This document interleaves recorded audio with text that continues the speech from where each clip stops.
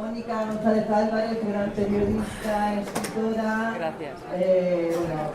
Yo creo que ya la conocéis muchos del año pasado. Siempre tiene sus libros, siempre tienen esta especie de mezcla entre... A ver, por favor. Que paso lista, esta mezcla entre la investigación, el periodismo y en este caso Las caras del mal. Bueno, es un tema apasionante del que os voy a hablar, que es de cómo podemos ver en el rostro algunas cosas muy curiosas de nuestra personalidad y en este caso del mal. Y bueno, yo creo que mejor que tú para explicarlo nadie. Así que adelante, Mónica. Gracias.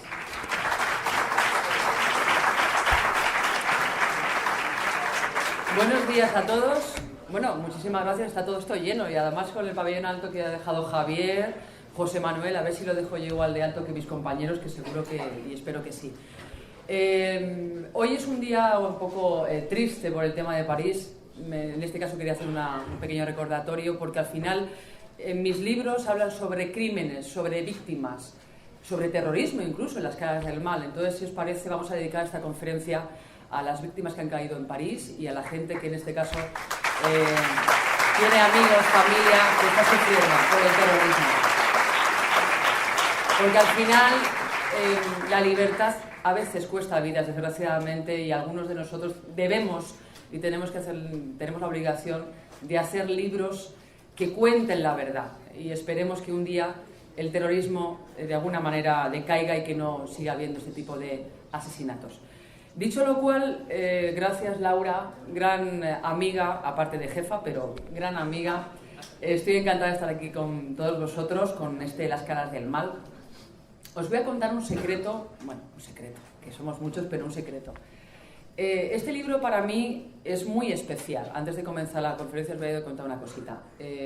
Todos son especiales los libros, evidentemente, los que he escrito, ¿no? Pero este de manera especial por lo siguiente. Se llama Las caras del mal. Y justamente el año pasado, en el mes de junio, después de firmar libros también con Laura y con los compañeros Lorenzo Fernández Bueno y demás, me dio una parálisis facial. Justamente estaba escribiendo Las caras del mal. Es algo como un poquito curioso, ¿no? Que escriba sobre la maldad, sobre las caras, y me ocurre a mí un tipo de enfermedad que me diagnosticaron y que me dijeron que iba a tardar más de 1 año y medio en recuperarme. Por suerte me veis estupendamente, me recuperé al poco tiempo. Laura Falcó con todo el equipo y el Grupo Planeta me apoyaron francamente bien. Me sentí muy acogida y muy pues aliviada, ¿no? De poder contar con gente tan maravillosa en momentos tan difíciles, y me hizo plantearme el libro de otra manera, porque al final yo siempre digo que las apariencias engañan, y cuando uno está inmerso en la vorágine del día a día, del estrés, que es lo que me ocurrió a mí, no fue por estrés, uno se para, ¿no? Yo me paré mi vida durante varios meses, dejé de trabajar y miré dentro, y ahí es cuando yo saqué esa parte de mí que me caracteriza en mis libros, ¿no? Y que por suerte puedo seguir escribiendo y ofreciendo lo mejor de mí. Es el pequeño secreto para que entendáis el porqué de este libro. De hecho, lo dedico a la ciudad de Granada, que es donde me ocurrió todo ello. Hay gente que me dice, ¿por qué Granada si tú eres de Valladolid? Y digo, bueno, pues porque me ocurrió algo importante en esa ciudad que merecía especial atención. Dicho lo cual, me alegra que hayáis venido en este fin de semana, que compartáis con nosotros, yo creo que uno de los congresos más importantes que hay en España, más interesantes, y espero que disfrutéis muchísimo con esta conferencia. Dicho lo cual, vamos a ver un pequeño vídeo para que entremos un poquito en materia y veamos de qué va a ir lo que yo voy a contar. Un segundito que lo preparo. Y la puerta, vamos, que se oye bien, ¿no? Se oye perfecto. A ver si...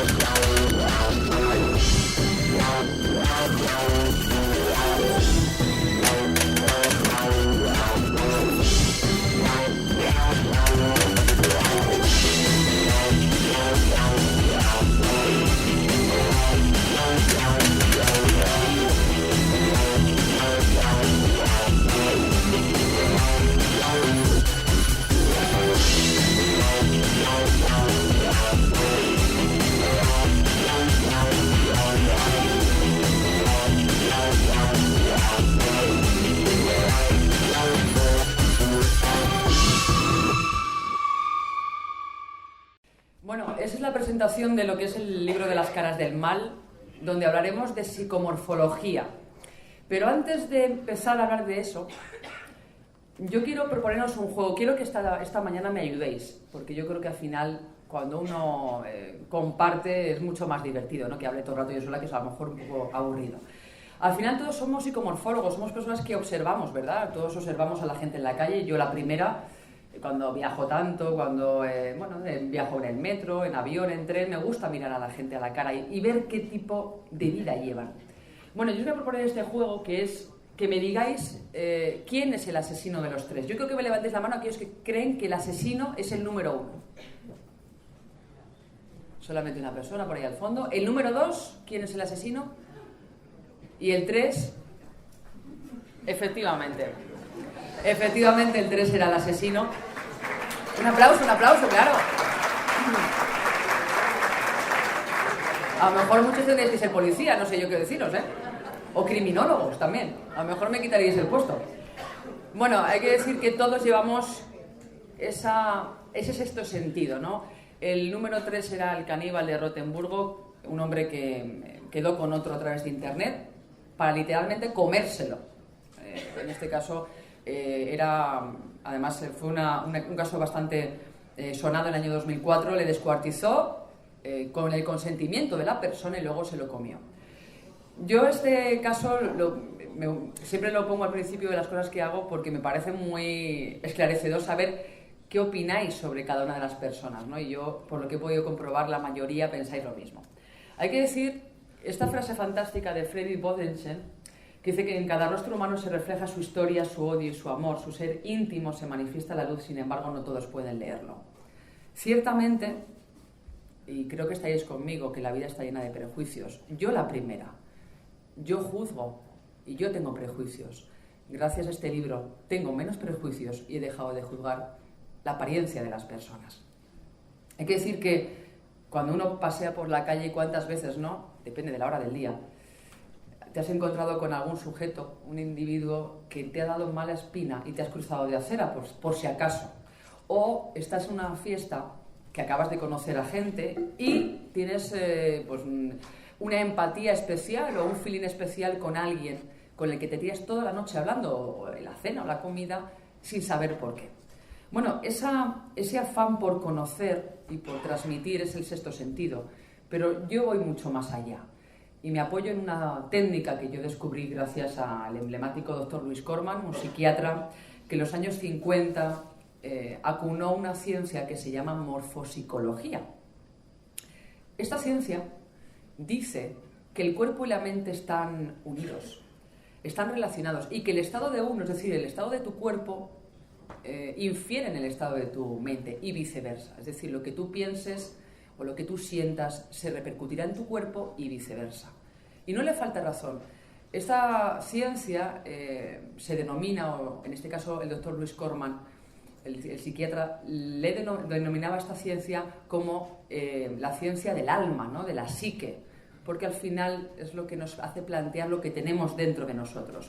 Esa interacción entre el alma y el cuerpo. Yo, como soy una mujer, no sé si muchos me conoceréis, pero yo soy una mujer, aparte de impetuosa, con bastante personalidad, dado a mi profesión, me gusta mucho investigar, me gusta mucho escudriñar, me gusta mucho averiguar la vida de las personas, en este caso de los criminales, porque no entiendo por qué existe la maldad. Soy una persona muy optimista, una persona que no concibe que exista el mal en el mundo, ¿no? Como lo que acabamos de ver en los atentados de París. No lo concibo, y como no lo concibo lo investigo. Y como lo investigo intento averiguar qué es lo que depara o qué es lo que lleva a un asesino a cruzar esa línea entre matar y no matar, porque al final matar, al igual que cualquier tipo de delito, es una elección. Yo elijo matar. Nadie me está poniendo una pistola a la cabeza. Habrá casos que sí, pero en este caso hablamos de unos crímenes, digámoslo así, porque uno quiere, ¿no? Ahí me topé en esta investigación, en esta curiosidad, en esta aventura por conocer al ser humano con este tratado de psicomorfología facial, en este caso escrito por Esther Mellado, que es la persona que me ayudó a hacer este libro de las caras del mal. Es un libro donde yo pensaba que en la cara se ve si somos buenas o malas personas. Yo siempre he dicho, joder, esta tía qué cara de buena tía tiene, o este tío qué cara de mal tío tiene, ¿no?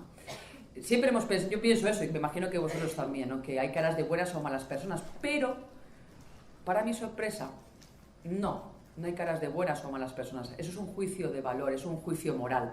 Y ahí me topé con esta técnica que es una evolución de la morfopsicología, de esa ciencia de los años 50 que ha ido evolucionando, ¿no? Como todo en la vida. Y me topé con Esther Mellado. Yo llegué, ya la llamé por teléfono, ella vive en Barcelona, le conté de qué iba mi libro y alucinó, claro, porque yo llego con toda la caballería y le cuento, oye, quiero hacer un libro sobre asesinos, criminales, terroristas, parricidas, magnicidas, niños asesinos, y quiero que tú me cuentes y que me digas qué se ve en su cara, y si se pueden matar o no pueden matar, qué tienen en esa cara, ¿no? Lo primero que hizo fue buscar mi fotografía por internet, porque no sabía quién era yo y quería saber si realmente yo era quien pretendía ser. Evidentemente yo soy una persona transparente y tal cual me veis, tal cual soy. Se aventuró en este libro y ahí empezamos a trabajar en ese desequilibrio psicológico y emocional de muchos de los asesinos, pero con algo importantísimo: comprender y no juzgar, porque la psicomorfología o la morfopsicología perdón, no juzgamos, no se juzga, y yo no juzgo, se comprende. Yo jamás he juzgado a ninguno de los criminales o individuos que aparecen en mis libros.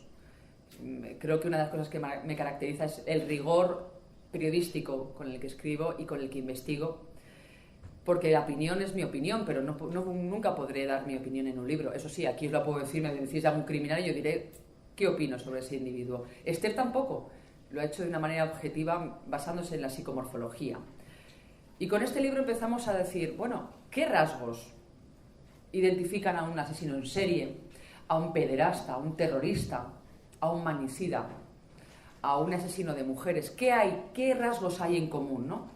Y lo dividimos en 9 capítulos, 9 partes, 39 capítulos, 41 personajes, donde intentamos siempre ceñirnos a la historia, donde yo plasmé por mi parte la vivencia, la emoción, la biografía, el antes, durante y el después de los crímenes de cada uno de ellos.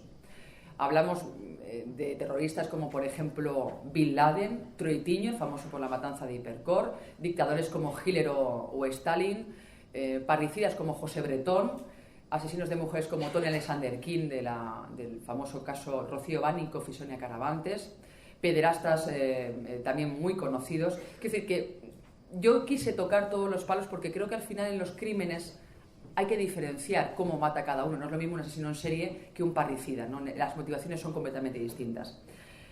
Pero aquí, y si os atrevéis a leer el libro, encontraréis que no hay ningún tipo no juzgamos de una manera moral a nadie. Vosotros seguramente que al principio, leyendo la biografía que yo cuento de una manera novelada, juzgaréis al individuo, que es lógico, pero ojo, cuando paséis a la segunda parte de la historia y veáis el rostro y leáis el análisis psicomorfológico, os daréis cuenta que muchas veces las apariencias engañan. Y entre los personajes que hoy me gustaría tratar, hay varios, no os voy a decir todos porque si no estaríamos aquí hasta las 5 de la tarde. El primero que me gustaría hablar es José Bretón, porque fue el último que analizamos. Quizá también yo creo por la cercanía emocional, ¿no? Estamos en España, todo lo que hizo este hombre, cómo perpetró el crimen de sus hijos, ¿no? De Ruth y José de esa manera tan tremenda, cómo de alguna forma escondió las pruebas, cómo urdió un plan. Todos sabéis la historia. Pero a mí me gustaría saber de la cara, ¿qué es lo que más os llama la atención? Decidme lugares de la cara que os llamen la atención. Los ojos, la nariz, la boca. Los ojos, ¿verdad? ¿A alguien le llama la atención este pedazo de mandíbula? Ahí al fondo han señalado. La frente, esta nariz. Pues fijaros una cosa, a todos nos llama la atención y os llamaba la atención el tema de los ojos, pero es lo menos importante. Qué curioso, ¿verdad? Hay que decir que la psicomorfología lo que hace es analizar el conjunto de la cara. Es decir, no vamos a extrapolar nunca los ojos, la nariz y la boca, o el mentón, o la frente. Todo el conjunto nos dirá cómo eres, qué frustraciones tienes, qué emociones has tenido, qué sentimientos tienes, qué vivencias han pasado por tu vida. Pero todo el conjunto, porque si no sería fisionomía, que es además una ciencia muy obsoleta en estos tiempos. La psicomorfología lo que hace es aunar, es decir, todo el conjunto de la cara de José Bretón nos dirá qué es. No si es un asesino, que no se verá nunca si alguien mata, pero sí si es una persona creativa. Él es un tío creativo, y lo dicen sus ojos, lo dice su frente, lo dice su barbilla. Pero también dice que es una persona estratega, es decir, que va a pensar algo muy concienzudamente, y con esa boca que tiene tan cerrada como veis, lo que va a conseguir es que va a contar poquitas cosas. Todo lo que piense lo va a contar a poquitos, como luego ocurrió, ¿verdad?, en el juicio, que contaba muy poquito, y lo que hizo también fue mentir. Pero además es una persona que no tiene empatía, es decir, no se pone en el lugar del otro, es una persona fría. ¿Y cómo lo vemos? La empatía se ve sobre todo en el tema de los pómulos. Él tiene un poquito de pómulo.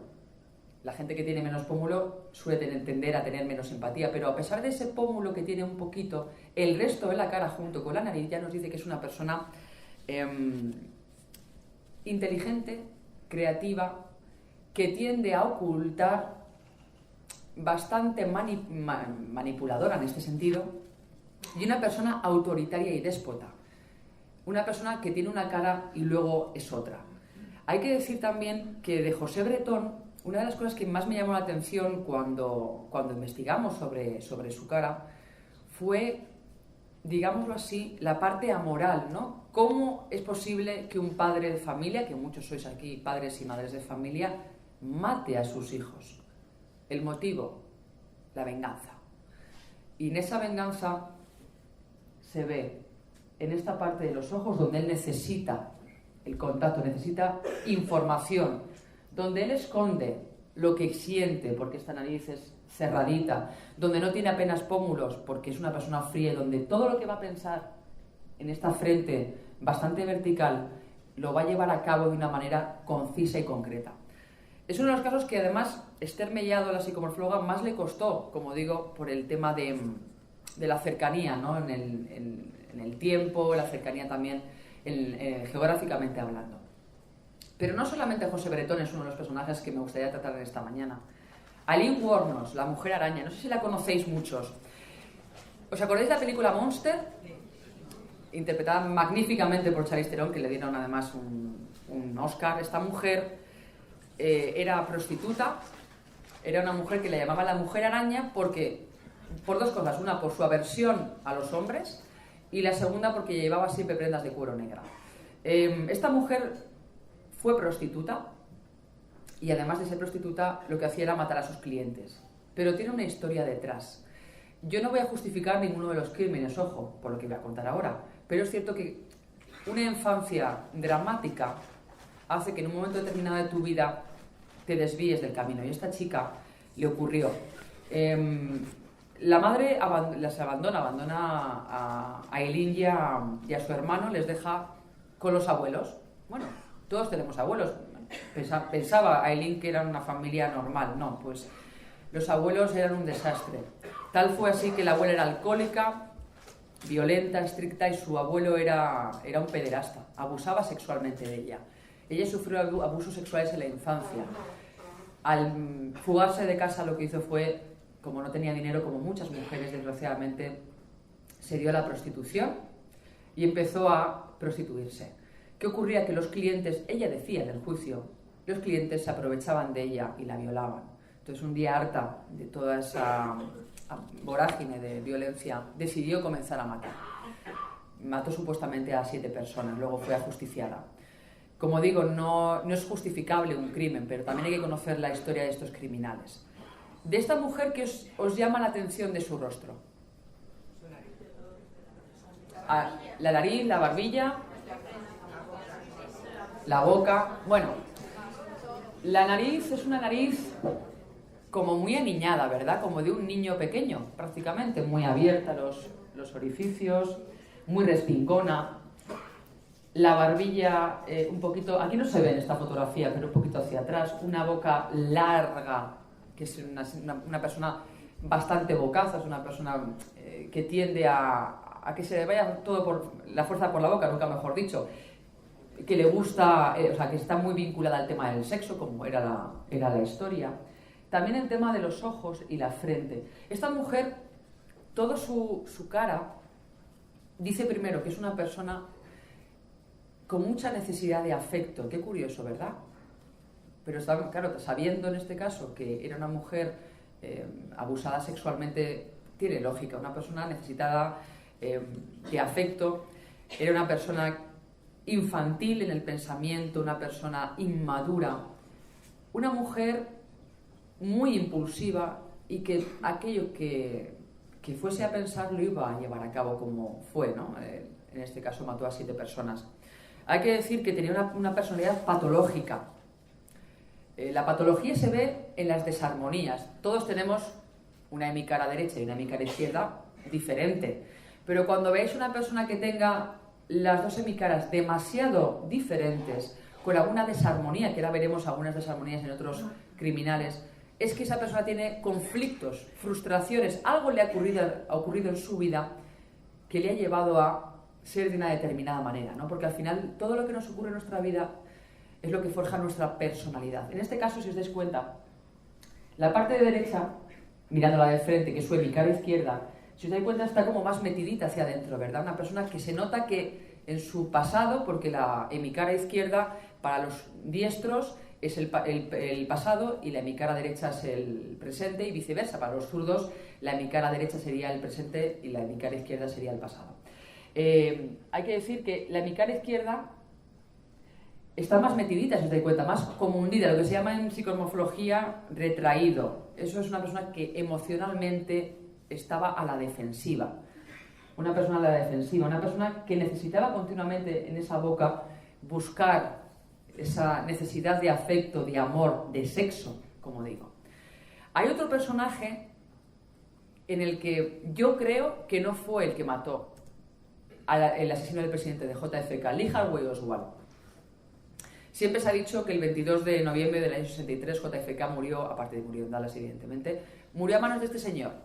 La comisión Warren dice que era el asesino, que era un espía de la KGB, que trabajaba para la URSS, que sufría episodios de violencia, que incluso había maltratado y, bueno, casi matado a sus 2 mujeres, tuvo 2 mujeres, pero yo creo que no fue él el artífice del plan. Es decir, no dudo que matase, es decir, que disparase, le pillaron con el rifle, o sea, quiero decir, hay fotografías, de hecho esta es la detención, ¿no? Pero su cara no dice que fue el estratega. Su cara dice, en esta frente, lo que más os llama la atención me imagino que es la frente y la barbilla, ¿verdad? ¿O no? ¿Qué os llama la atención de él? La boca, bueno, también es la posición, que está como... Claro, si te pillan así haciendo una cosa rara, también es cierto que... Pero lo que llama la atención de él es la frente tan alta, despejada, de una persona manipulable, soñadora, una persona que se va a dejar llevar por cualquier cosa o por las ideas que le inculquen en este caso.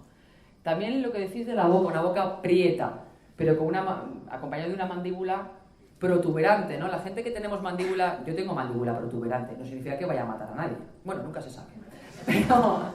Pero la gente que tenemos una mandíbula ancha significa que somos personas con energía, necesitamos el deporte, somos personas de acción. Este hombre era una persona de acción, pero llevado a esa acción, no por su cuenta y riesgo.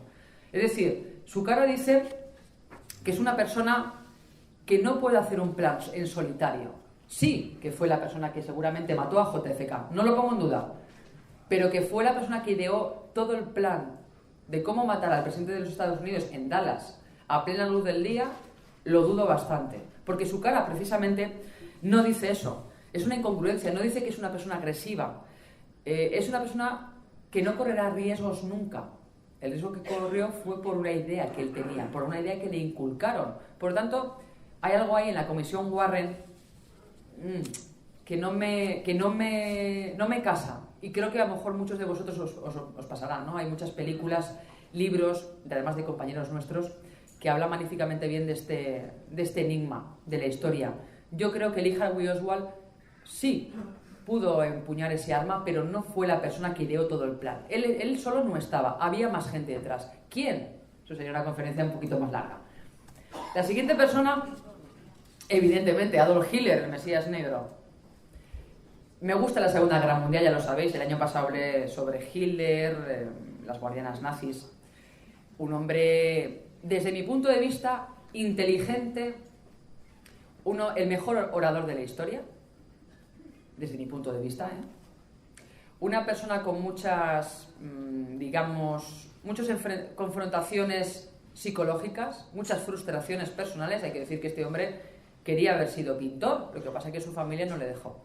Partiendo de esa base, luego ya empezamos con todo el tema del nazismo, su asociación a diferentes sociedades de materia ocultista. Pero quiero que me digáis de la cara de Adolf Hitler, ¿qué os llama la atención, por favor? Pómulos, ahí dicen el bigote, que no tiene nada que ver. ¿Qué os llama la atención? Más alto.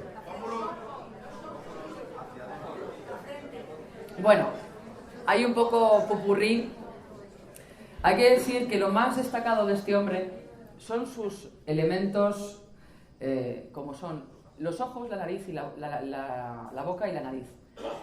Este hombre tiene una frente de líder, una frente amplia, una frente de una persona inteligente.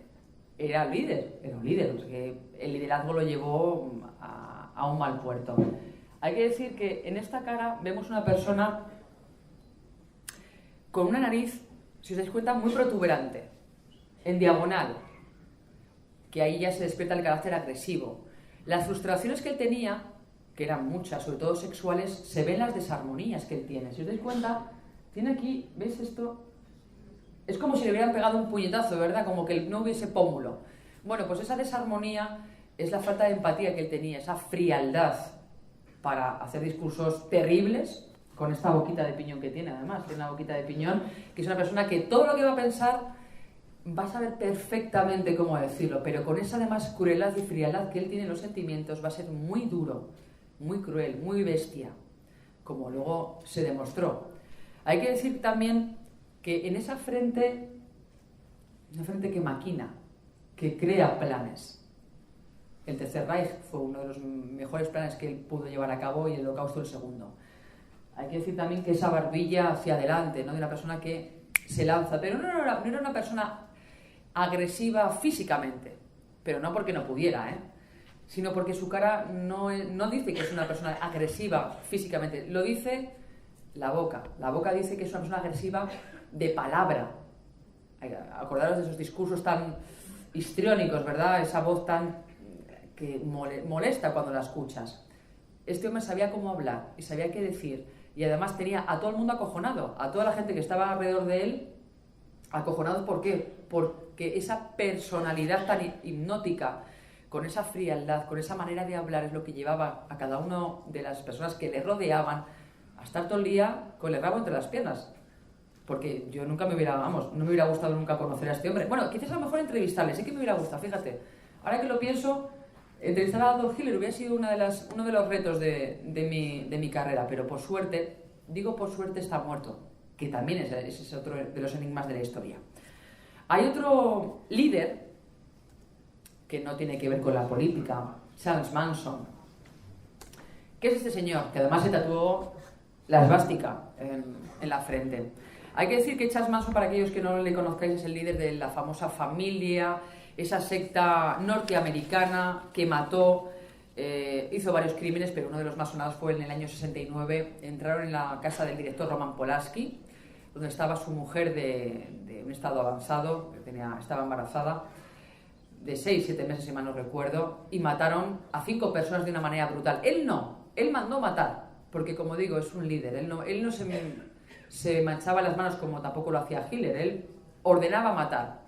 Y en esta vida de este señor, que fue un delincuente desde muy joven, algo que no sabéis es que su madre le intentó vender en un bar.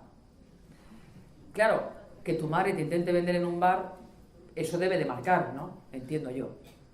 Por eso digo que las infancias son tan importantes. en estos criminales. No justifican los crímenes, pero sí que es verdad que te hacen entender un poco la psicología del individuo. Y este señor le intentaron vender, luego lo rescató un tío suyo, acabó en los brazos de una tía suya, bueno, pues muy beata, que rezaba mucho, que estaba siempre en contra del pecado. Y en esas ideas tan fanáticas hacia no el pecado, no sexo, él salió por la tangente y se escapó de casa. ¿Y cómo se escapó? Pues la única manera era robar y empezó a delinquir. A partir de ahí empezó a estar en la cárcel por diferentes motivos.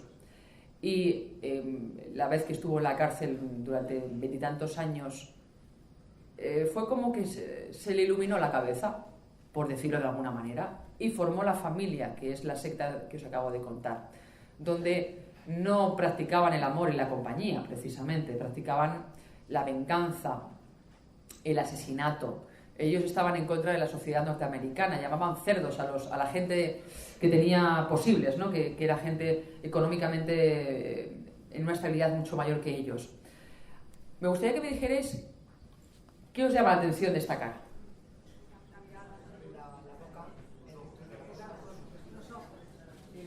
Los ojos. Nadie le llama la nariz. La nariz. Esa, si os imagináis un toro, ¿no? Veis que la nariz es como la de un toro. Tiene la nariz de un toro. Como que, ¿qué pasa? Aquí estoy, ¿no? Es como un tío desafiante, un hombre ingobernable, y lo dice esta frente también tan amplia como la de Hitler, lo dice esta falta de pómulos, nada empático, un tío frío, completamente insensible. Esta nariz de una persona, como digo, de ¿qué pasa? Violento, un tío agresivo. Aquí por la barba no se puede apreciar bien, pero es verdad que hay fotografías sin barba donde se le ve una buena mandíbula. Los ojos son un poquito hundidos, donde él investiga, escudriña en una persona que se para a mirar alrededor y que todo lo que va a pensar va a ordenar a los demás. Un hombre muy peligroso, que además llegó a decir en un momento dado en la cárcel que mataría a todo el mundo si saliese, o sea, que mejor que se quede en la cárcel durante muchísimos años. Un señor con una mente que podría haber sido un gran líder para hacer el bien, pero eligió el camino de la maldad, el camino incorrecto. No siempre digo, ¿no? Lo que separa el bien y el mal es una línea tan delgadita que no nos damos cuenta. Este es uno de los personajes también que más me llamó la atención a la hora de analizar, precisamente por la historia que él tenía, ¿no? Y por lo que dice su cara. Su cara ya dice que es una persona dictadora, una persona estratega, una persona violenta, una persona potente, una persona que al final el impulso que él tiene le va a descontrolar, que es lo que le ocurrió, que luego le pillaron con el tiempo. También hay en el libro, aparte de pederastas, terroristas, etc., un apartado de niños asesinos, porque los niños también pueden matar, desgraciadamente.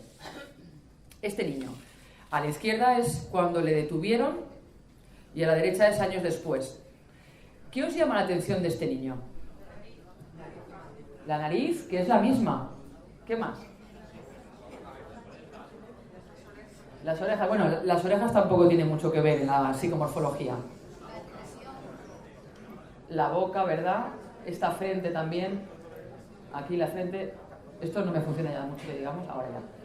La barbilla también. Hay que decir que este niño mató por el siguiente motivo, antes de ya analizar la cara.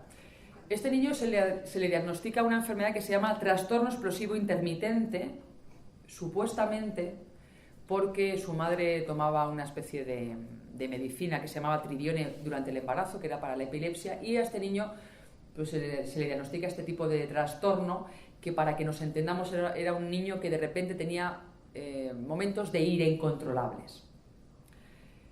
Era un niño que, bueno, claro, a lo mejor por su apariencia, una persona débil, ¿verdad? Una persona que a lo mejor le harían bullying, es decir, le harían acoso escolar. Es cierto, le hicieron acoso escolar cuando era pequeño, era una persona retraída, introvertida, pero curiosamente, a veces los más introvertidos déjalo correr, Dice un refrán que líbrame de las aguas mansas que de las bravas ya me libro yo. Pues este chico es lo que ocurría, ¿no?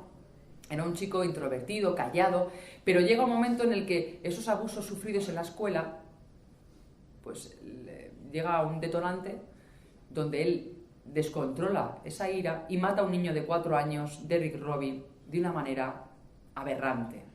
Le viola, bueno, unas cosas horrorosas. Cuando le detienen, él dice que lo ha hecho porque ya no era él el centro de las risas, sino que él se podría reír de la otra persona. Qué curioso, ¿no? Esa mentalidad. Cuando le detienen, tiene la cara de la izquierda, era un niño, pues parece que compungido, ¿no? Y a la derecha es cuando en uno de los documentales que yo me vi y que investigué, él reconoce que hizo mal, se arrepiente de sus actos, pero hay que decir algo importante. Ya su cara decía que era un niño batallador. Ya su cara decía que tenía mucho genio, que era una persona explosiva. ¿Dónde se ve? En esta boca. Una persona contenida, que todo lo que va a pensar, que aquí lo vemos mejor en esta frente, todo lo que va a pensar, cuando lo vaya a decir, va a ser explosivo, cruel. No tiene empatía tampoco, no tiene apenas pómulos. La nariz es muy aniñada. Para ser un chico de 30 y pico años, sigue teniendo una nariz muy aniñada. Que la tenga con 11 años es normal, pero con 30 y tantos no es lógico. Luego también destaca lo que es la mandíbula, ese mentón también hacia adelante, ¿no? Es decir, esa contención de voy a parar, voy a esperarme, pero cuando hay algo que prende la mecha, voy a actuar sin pensar, que es lo que le pasó a este chico. Porque en el libro hay varios niños, no solamente él, hay también José Rabadán, acordaros del famoso caso de la katana, y otros tantos niños que es un apartado difícil, porque al final yo he sido niña, vosotros también, y pensar que con 5, 6, 7, 10 años, 12 años puedes matar a alguien, ¿qué tiene que pasar en la vida de esa persona? A este niño lo único que le ocurría era pues, que se sentía apartado del colegio, pero no había ningún motivo, no tenía una familia desestructurada, no le pegaban palizas, pero era su introversión el que le hacía cambiar ese tipo de personalidad. Y vuelvo a tocar la Segunda Guerra Mundial, pero por algo muy concreto, Irma Gress, el ángel de Auschwitz, por el cambio tan drástico. ¿Os dais cuenta? Si os dais cuenta, en la imagen de la izquierda de Irma Gress, pómulos. Esto fue antes de entrar en el campo de Ravensbrück, año 42, tenía pues poquitos años, 18 años. Aquí fue la detención en el campo de concentración de Bergen-Belsen, año 45. La diferencia entre ambas fotografías, que es la misma persona, antes, pómulos, nariz, la frente, la barbilla, por ejemplo, esta boca, muy femenina, si os dais cuenta. Y en la parte de la derecha no tiene pómulos, la nariz, si os dais cuenta, se le ha venido la puntita hacia arriba en vez de hacia abajo. También la boca la tiene como más cerradita, no porque esté la boca cerrada, sino como más cremallera, que se dice. La frente no la tiene tan abombada como aquí. Los ojos los tiene, si te os dais cuenta, más hundidos. En el otro lado los tiene como más a flor de piel, ¿verdad?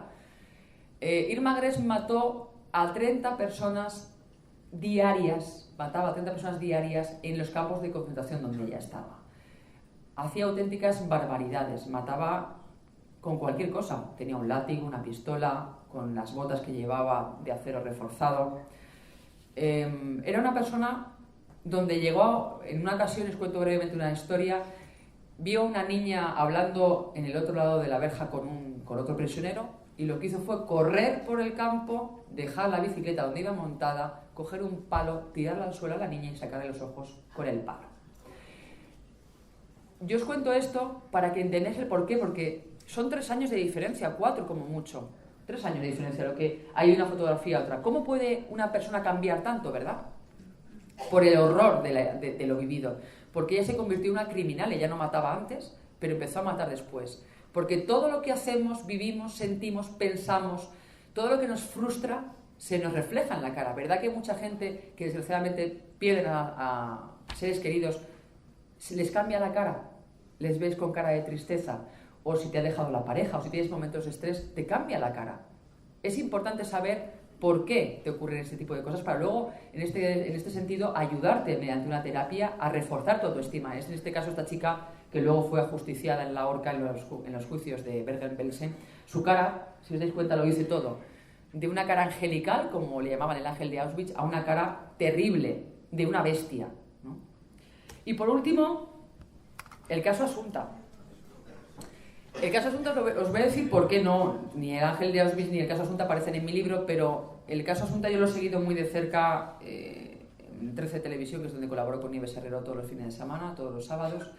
He seguido de cerca todo el caso y me parece tan tremendo todo lo que ha ocurrido que me gustaría comentaros varias cosas de este caso. ¿Cómo ha cambiado la cara de los dos? Que ahora lo veremos. Y cómo se expresaban durante el juicio, que es lo que verdad que os ha llamado mucho la atención. Por suerte les han condenado a 18 años de prisión.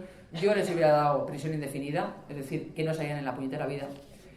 Yo ya dije, antes de que les ajusticiasen de la sentencia, quién era el inductor del crimen o el que planea y quién lo ejecuta. A ver si estáis de acuerdo conmigo. ¿Y por qué lo hicieron? En este caso, os dejo unas fotografías de Rosario, donde se la ve actuando, porque para mí eso es actuar. Hizo un papelón. Una persona, su cara ya dice que es una persona superficial, que le gusta el dinero, que le gusta vivir bien, una persona donde todos los contactos que va a tener, va a ir, contacto significa amistades, va a ir a lo que a ella le interesa. Pero también el Alfonso, esos movimientos que él hacía también durante el juicio, cuando le preguntaban según qué cosas, también hacía presagiar que estaba mintiendo. La cara de Rosario Porto, ¿veis cómo ha cambiado? La nariz. La tiene acampanada los orificios. Aquí la tiene más redonda. La boca, más caída. La mandíbula, menos mandíbula. Más alargada el rostro. ¿Os dais cuenta cómo le ha ido cambiando? Esto es de antes, cuando la detienen, y en el juicio, la tercera. ¿Por qué? Porque de ser una persona superficial en la primera fotografía, con muchos amigos, que le gustaba mucho vivir bien, el lujo, una persona que económicamente además se sabía que vivía estupendamente, pasó a ser una persona donde le pillan cometiendo presuntamente en aquel momento un crimen, y en el tercero donde está en un juicio donde al final le dicen que es la asesina. Yo os digo, por el rostro, que ella fue la que mató a Asunta. Ella fue la que asfixió a la niña. Los dos le dieron orfidal a la niña. Los dos, no uno, los dos. Pero ella fue la que mató a la niña. Su estructura ósea, su cara, morfopsicológicamente dice que es una persona capaz, inducida, es decir, manipulada por otro, de llevar eso a la acción. De hacer algo físico. Algo que tenga que ver con, en este caso, con el crimen, como podría ser otro tipo de historia. Pero es que su marido, o exmarido en este caso, Alfonso Basterra, mirad también el cambio que ha dado. La nariz, la frente, la boca, la barbilla, todo eso indica que es una persona que va a pensar todo mucho. Él es el ideador del plan, el que creó todo, el que pensó hasta el último detalle. Lo que pasa que, claro, como decía el juez Taín, matar no es fácil. Y más si es premeditadamente, que eso es un asesinato. Lo que pasa es que él es el que pensó. Su cara dice que él es el que piensa un plan, no el que lo ejecuta. Él induce. De hecho, en los análisis psicológicos de los dos se ve claramente, ya lo decíamos en su momento, que Rosario es una persona sumisa y él es el dominante. Ojo, ¿el motivo por el que mataron? Pues mira, mi opinión, no sé si estáis conmigo o no. Ella, porque se echó un amante, le puso los cuernos al marido y quería vivir la vida. Y la niña le molestaba. Y él, porque quería aprovecharse económicamente, no tenía ni un duro. Y él lo que hizo fue crear un plan aprovechándose de esa sumisión que ella tenía. Ella también estaba en tratamiento psicológico y psiquiátrico con orfidal. Se aprovechó de ese estado de la mujer, de la exmujer, para llevarla a ese camino y decirle, vale, yo te ayudo, yo no lo hago, yo te ayudo, hago todo lo posible para que tú acabes con la niña, pero me das dinero todos los meses. Esa es mi opinión, también además la del juez Taín, que fue el juez instructor. Como veis, es un caso muy terrible, pero yo creo que muy esclarecedor. Quizá algún día sabremos si algún día Rosario Porto, que es la que más tiene la pinta de poder decaer en ese sentido, la que un día confiese, yo creo que un día Rosario confesará, oye, nunca se sabe, pero yo creo que sí. Y ya vamos terminando, porque como dice esta frase, que yo creo que muy acertada, en los pocos centímetros cuadrados de un rostro un hombre encuentra sitio para los rasgos de sus antepasados, expresiones de su vida y los deseos. Hay que decir que en nuestra cara se nos ve todo, que cualquier cosa que nos ocurra va a aflorar, que lo que pensamos saldrá y lo que ocultamos también, porque en la cara también se ve lo que uno oculta. ¿Cómo se ve? La parte frontal, mi cara, de frente, dice lo que yo soy, lo que yo muestro, pero mi parte de perfil, que es tan importante como la parte frontal, dice lo que yo escondo, lo que no quiero que nadie sepáis. En este caso también vosotros. Y algo para terminar que yo creo que esclarece mucho este libro. Las apariencias siempre engañan. Miraros entre vosotros, sacar vuestro juicio de valor. Pero también os lanzo una pregunta que creo que es importante. Después de haberme escuchado hablar de todos estos personajes y de lo que es la psicomorfología facial, ¿realmente os atreveréis a seguir juzgando cuando acabemos esta conferencia? Es la pregunta que yo os quiero lanzar. ¿Quién se atreverá a juzgar a las personas que tiene alrededor después de lo que acabamos de ver? Gracias.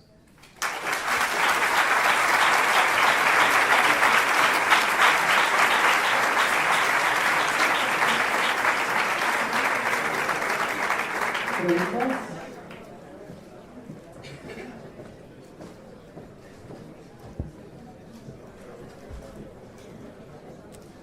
Buenos días. Buenos días. Casi. ¿Me oyen?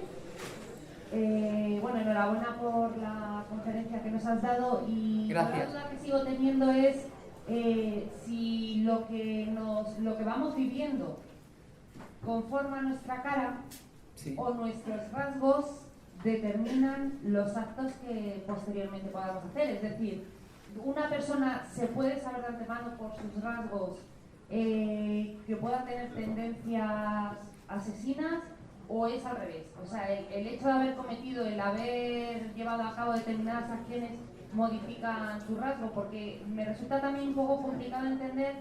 Es verdad que a nivel muscular la cara sí que te cambia por gestos, por tristeza, por lo que estás viviendo, pero por ejemplo el tema de los pómulos a nivel óseo también eso se modifica. Bueno, son dos. Sí, ¿tu nombre es?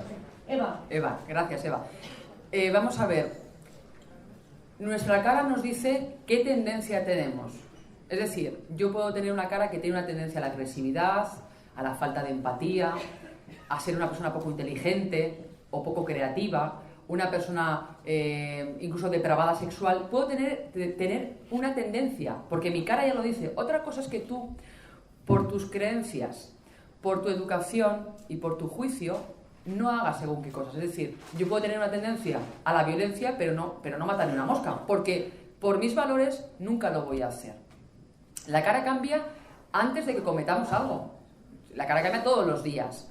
Y nuestras vivencias nos hacen cambiar ese rostro. Pero si encima lo que hacemos nos marca, es decir, un crimen marca de por vida, tanto para aquel que lo perpetra como para aquel que encima lo ha vivido porque le han matado, ¿no? Pero el que lo perpetra le aparece en su rostro, aparece ese signo de violencia. Pero es verdad que la cara ya nos indica qué tipo de tendencia psicológica, psicopática, de frustración tenemos o tendremos, en este caso en un futuro. Por tanto, en los niños es importante observar cómo tienen la cara nuestros hijos, si hay algún comportamiento raro, porque desde pequeño se puede cambiar ese comportamiento, y si sabemos y cogemos a tiempo a ese niño, porque tiene una tendencia, por ejemplo, al consumo de drogas, ¿no? Eso también se puede ver, al consumo de estupefacientes. Tú puedes coger a tu hijo, ir a un psicomorfólogo que te ayude en una terapia para que ese niño reconducirle y que no acabe siendo un drogadicto. Es un ejemplo que te pongo. Hola, buenos días. Buenos días. Buenas. Gracias.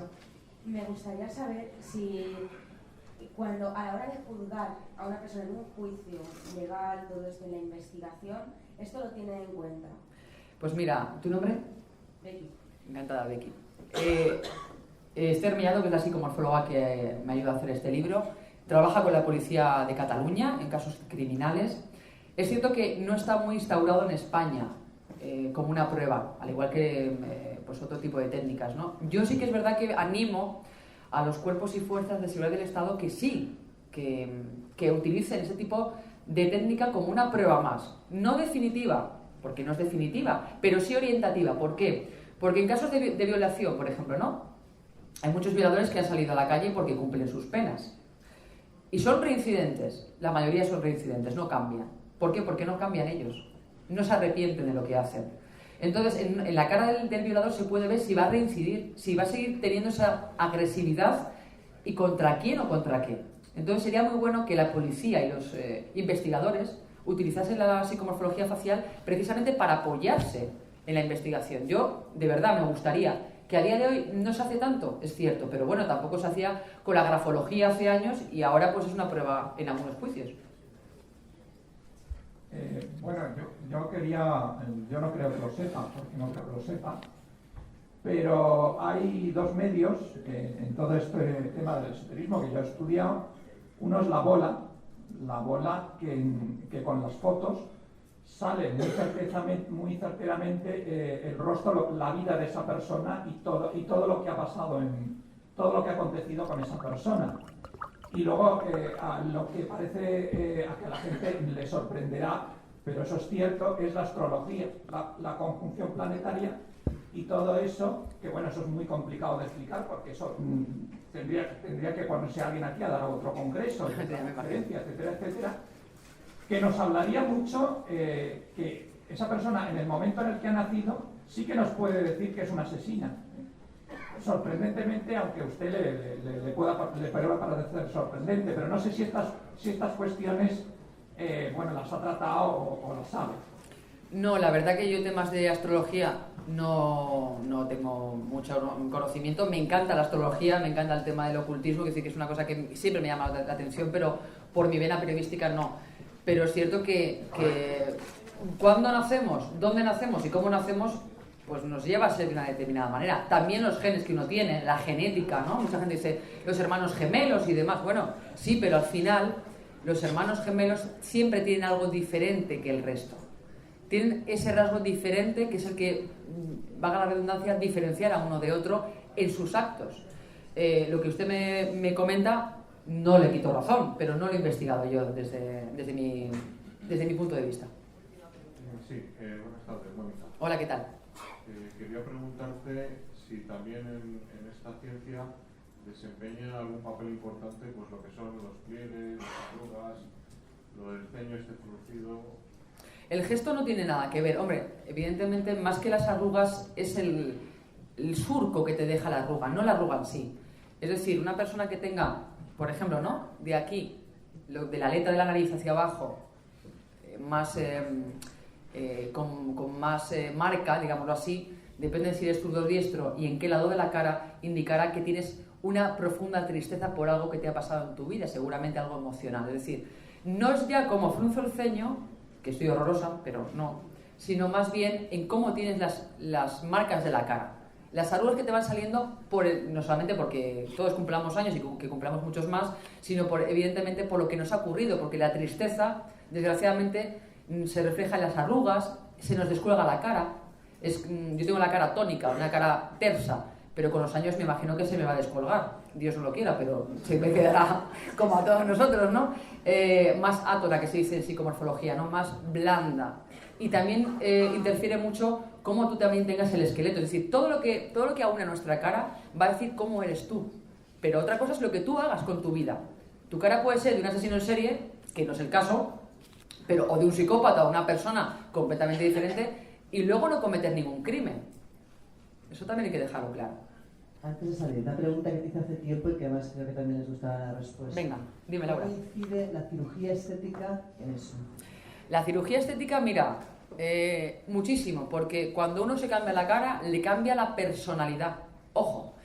Es decir, esas narices que se llevan ahora, bueno, se llevaban antes tan pequeñitas, tan cortitas, tipo Jennifer Aniston, para que nos hagamos una idea, son narices de personas egocéntricas. Entonces, si yo ahora cojo con este pedazo de nariz y me la pongo pequeña, pues seré una persona hiper mega egocéntrica, cosa que no me beneficiaría nada para mi trabajo ni para mi vida personal. Es decir, la cirugía estética lo que te hace es cambiar tu personalidad, no solamente físicamente, sino por dentro.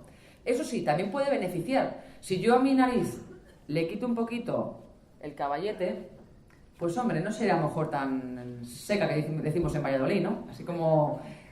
Pero bueno, depende, lo que te hagas en la cara te incidirá o no, como dice Laura, en tu carácter. Pero tampoco os pongáis ahora mismo a operaros de cirugía, que tampoco hace falta. Pero es cierto que la cirugía hay que hacerla con conciencia y sabiendo qué es lo que se cambia. No cambiarlo por cambiar o ponernos votos por ponernos votos, porque al final son caras inexpresivas. Bueno, Mónica ahora firmará libros y a las 4 volvemos a empezar puntuales. Muchas gracias.